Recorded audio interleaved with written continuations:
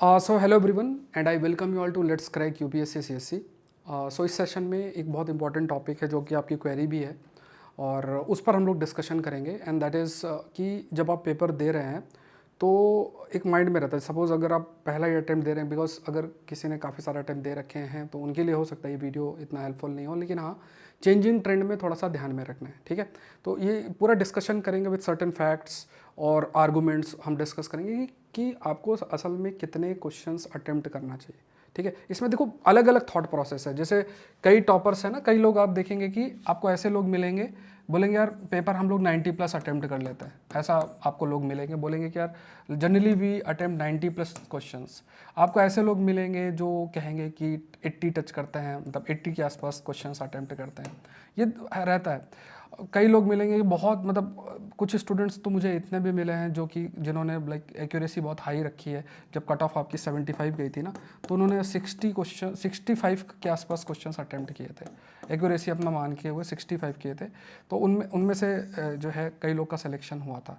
उन्होंने कहा था, क्योंकि हम लोगों ने डिस्कशन किया था उस कंटेक्स्ट में, रूल्स मैंने कुछ उनको बताए थे और उस बेसिस में दे हैव अटेम्प्टेड। और उन्होंने 75 जो आपको कट ऑफ थी, आई थिंक 2023 का जो प्रीलिम्स था उसमें जो 75 कट ऑफ थी, तो उसको इन्होंने मतलब क्लियर कर लिया था। तो यहाँ पे देखो अलग अलग नंबर है, कोई कहेगा 90 कर लो, कोई कहेगा 80 कर लो, कोई कहेगा 65 कर लो। अब प्रश्न आता है कि आपको कितना करना चाहिए। अब देखो जो लोग एक्सपीरियंस्ड हैं, जिन्होंने प्रीलिम्स ऑलरेडी क्रैक कई बार कर रखा है, तो वो वही करें जो उनके लिए सही है। ये पॉइंट उनके लिए है जो हम अभी डिस्कस कर रहे हैं, जिनके माइंड में डोलड्रम है, जिनके माइंड में ये थॉट प्रोसेस है कि यार कितना करना चाहिए, कितने क्वेश्चंस करके जो है मुझे फ़ायदा है, 90 करूँ, 80 करूँ, 65 करूँ, ये एक माइंड चलता रहता है ना। तो इसको थोड़ा सा डिस्कस करते हैं। तो इसमें देखो पहली चीज़ आपको एक चीज़ जो समझनी है वो ये है कि पहली चीज़ तो ये है कि ये सारे जो आर्गूमेंट्स लागू किस पर होते हैं, जिन्होंने प्रिपरेशन कर रखी है। सपोज़ करो अगर आपने प्रिपरेशन कर रखी है, सपोज़ आपने प्रिपरेशन लगभग 1.5 ईयर्स आपने कर रखी है। अगर आपने लगभग इतना प्रिपरेशन काफ़ी समय अपना दे के प्रॉपर प्रिपरेशन 1.5 साल का अच्छे तरीके से जो है वो की हुई है, तो उस केस में क्या है कि आपने काफ़ी सारे सब्जेक्ट्स जो आपके हैं उन सब्जेक्ट्स को आपने कंप्लीट कर रखा है और फिर आप अपने अटेम्प्ट को अच्छा कर सकते हैं। अगर सपोज़ आपने कोई ऐसा कोई प्रिपरेशन सही से नहीं की हुई है और उस केस में फिर आप रैंडमली क्वेश्चन चूज़ करते हैं, तो उस पर फिर कोई ऐसा सॉल्यूशन नहीं होता है कि आपको इतना अटेम्प्ट करना चाहिए, इतना अटेम्प्ट नहीं करना चाहिए। तो कैसे प्रोसीड करें? देखो जैसे फॉर एग्जांपल जब भी जैसे आप देखें, जैसे 23 का 24 का पेपर अगर आप देखेंगे 23, तो 23 में आपका कट ऑफ कितना गया था? It was around 75। ठीक है, 24 में आपका कट ऑफ कितना गया था? Around 87। Prelims, I am talking about the prelims. अब क्या है कि जब भी आप पेपर जब भी आपको मिलेगा ना, जब भी पेपर तुरंत मिलेगा, जैसे जीएस का पेपर आप बैठे एग्जाम में और आपको पेपर मिल गया, फटाफट पेपर को पलट के एक बार देखो। पेपर को पलटने से आपको ये आइडिया लग जाएगा कि जो क्वेश्चंस हैं आपके, सपोज करो कि जो क्वेश्चंस हैं वो खास तौर से नॉन ट्रेडिशनल सब्जेक्ट्स से वो कितने हैं, लगभग कितने हैं। मैं आपको बताता हूँ नॉन ट्रेडिशनल सब्जेक्ट्स क्या होता है। ठीक है, नॉन ट्रेडिशनल सब्जेक्ट्स के क्वेश्चंस जो हैं वो आपके कितने हैं।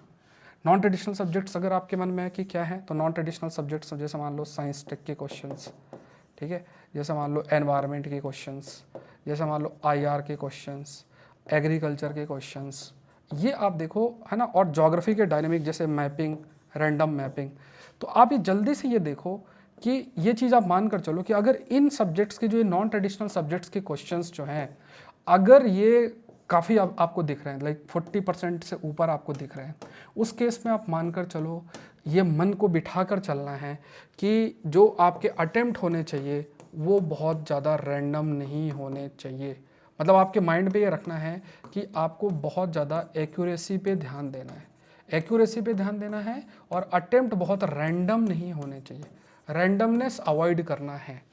ठीक है, रैंडमनेस क्या है? वो रैंडमनेस आपको पूरे तरीके से अवॉइड करना है। अगर इन क्वेश्चंस का प्रपोर्शन आप 40% से ऊपर, आप काउंट तो नहीं करोगे बट जनरली जो भी क्वेश्चंस होते हैं, जैसे साइंस टेक के आपको एक साथ मिल जाएंगे, इस टाइप से रहता है, तो एक देख के आपको लग जाएगा कि हाँ साइंस के काफ़ी क्वेश्चंस हैं, एनवायरनमेंट के काफ़ी क्वेश्चंस हैं, आईआर के बहुत क्वेश्चंस हैं, एग्रीकल्चर के क्वेश्चंस हैं। तो ये अगर 40% से ज़्यादा, जैसे 17-18 क्वेश्चन साइंस टेक के आ गए, एनवायरनमेंट के 15 प्लस आ गए, तो 30 तो यही हो गए, आईआर के आ गए 7-8, तो 35-36 ये हो गए, एग्रीकल्चर के 6-7 आ गए, मान लो ज्योग्राफी के खूब सारे आ गए, रीजनिंग होती है, ये 50% के ऊपर भी कई बार चला जाता है। अब जैसे लास्ट 2 टाइम से आपका जा ही रहा है। तो जब भी ऐसी स्थिति बनेगी तो ये मन पे आप बनाकर चलें कि आप बहुत ज़्यादा रैंडमनेस नहीं, ये टारगेट नहीं लेकर चलें कि मुझे 90+ करना है। एक्यूरेसी पे फोकस करना है। एक्यूरेसी सबसे इम्पॉर्टेंट पार्ट इस केस में बनेगा, क्योंकि अगर ऐसा होगा तो आप मानकर चलो, अगर ऐसी स्थिति बनेगी तो जो भी कट ऑफ होगी दैट विल नॉट क्रॉस 90, किसी भी हालत में 90 क्रॉस नहीं करेगी। अगर इन एरिया से क्वेश्चंस का प्रपोर्शन बहुत हाई है, क्योंकि इन सब्जेक्ट्स को लोग ध्यान से नहीं पढ़ते हैं, हिस्ट्री, ज्योग्राफी, पॉलिटी, इकोनॉमी वही सब पढ़ते रहते हैं। अगर उन एरियाज़ में क्वेश्चंस ज़्यादा हैं तो फिर आपको अपना थोड़ा सा चांस लेने का ज़्यादा सोचना है। ठीक है, अब बात आ जाती है कि एक्यूरेसी की बात आ जाती है। ठीक है, एक्यूरेसी जो है वो एक्यूरेसी किस तरीके से आप देखेंगे। अब ऐसे तो है नहीं कि आप एकदम से श्योर शॉट होंगे। तो यहाँ पे आपको समझना है, जैसे A B C D 4 option है। जिस भी पेपर में आप एटलीस्ट 2 ऑप्शंस एलिमिनेट कर लेते हैं, बहुत ही सिंपल। ये एलिमिनेशन कैसे होता है? एक तरीका नॉलेज होता है, मतलब आपने जो पढ़ा है वो एक तरीका नॉलेज होता है, और दूसरा तरीका आपका होता है, एक तो आपका नॉलेज हो गया, और दूसरा जो आपका हो जाता है वो क्या होता है, दैट इज़ जो आपने एलिमिनेशन ट्रिक्स सीखी हुई हैं। आजकल जो चल भी रहा है, बहुत सारे वीडियोस भी हैं, अच्छे अच्छे वीडियोस भी हैं। ठीक है, एलिमिनेशन ट्रिक्स जो चल रहा है, जो आपने PYQs में प्रैक्टिस की, किसी इधर उधर के टेस्ट में नहीं, बट PYQs में जो प्रैक्टिस की है उनको आपको लेकर चलना। तो एक तरफ नॉलेज के बेसिस पे और ये एलिमिनेशन ट्रिक के बेसिस पे, अगर आपने CD मतलब 2 ऑप्शंस आपने अगर एलिमिनेट कर दिए तो ऐसे क्वेश्चंस को आपको अटेम्प्ट करना ही करना है किसी भी हालत में। ऐसे क्वेश्चंस को आपको अटेम्प्ट नहीं करना है, मतलब बिल्कुल भी कि चारों ऑप्शंस आपको पता ही, चारों ऑप्शंस जो है उनमें से आपको किसी का कुछ पता नहीं, तो वो आपको अवॉइड करना है।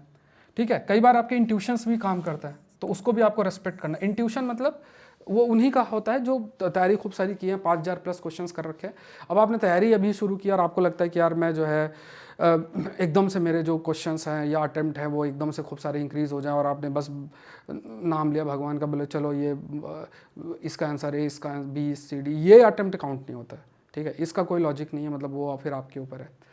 यहाँ लॉजिक सिर्फ जिन्होंने तैयारी प्रॉपर की है, और ये चीज़ आप हमेशा मानकर चलें, अगर आपने ये पेपर पलटते ही पकड़ लिया कि यार नॉन ट्रेडिशनल सब्जेक्ट से क्वेश्चंस जो पूछे गए हैं उसका प्रपोर्शन हाई है, तो मानकर चलें एक्यूरेसी पे काम करें।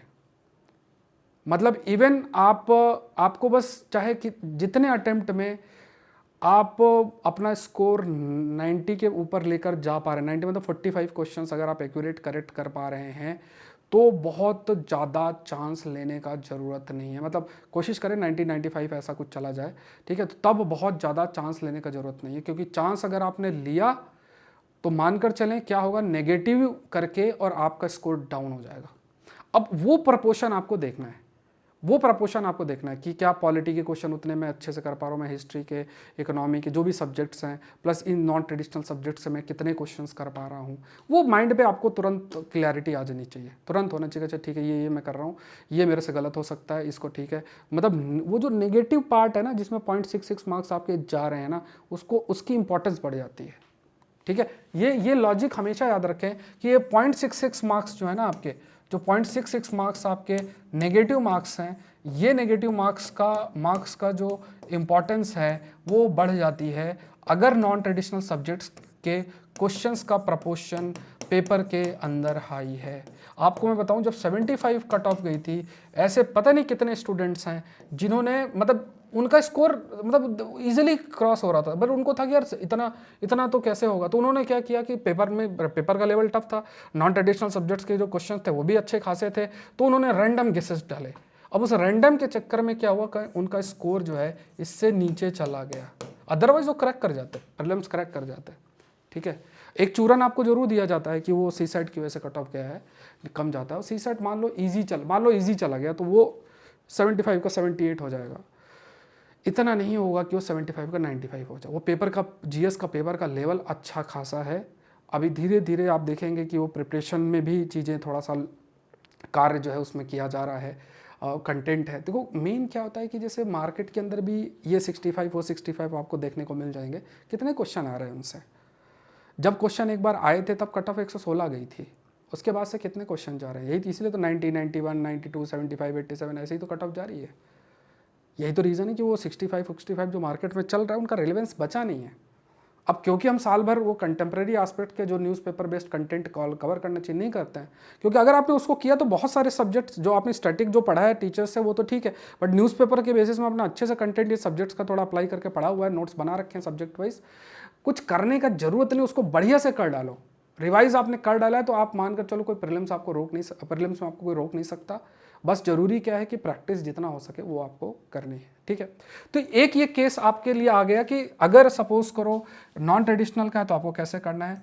अगर क्वेश्चंस जो है ट्रेडिशनल पार्ट से हैं, ट्रेडिशनल पार्ट से क्वेश्चंस है, इसमें ट्रेडिशनल पार्ट का मतलब हो गया कि जैसे पॉलिटी, ज्योग्राफी, हिस्ट्री, ठीक है, ऐसे जो सब्जेक्ट्स आते हैं ना, इकोनॉमिक्स, वैसे इकोनॉमिक्स भी इतना अच्छा कोई नहीं पढ़ता है, इकोनॉमिक्स एंड ऑल, ऐसे जो एरियाज आपके आ जाते हैं ना, जो आपके ट्रेडिशनल सब्जेक्ट्स आप पढ़ते हैं, तो अगर इनमें क्वेश्चंस जो हैं इफ प्रपोर्शन इज अबाउ, आप कह सकते हैं 65 से 70% क्वेश्चन इन एरियाज से आते हैं, मतलब जो भी ट्रेडिशनल सब्जेक्ट्स हैं। और इसमें क्वेश्चन पूछने का पैटर्न जो है ना, क्वेश्चन पूछने का जो पैटर्न है वो भी आपका मतलब जैसे बहुत ही, जैसे हमारे पहले के टाइम पे क्वेश्चन आते हैं ना 13, 14, 15 और पहले जैसे है, तो वैसे ही ट्रेडिशनल पार्ट में है, स्टैंडर्ड सोर्सेज से ज़्यादा क्वेश्चंस हैं, ठीक है।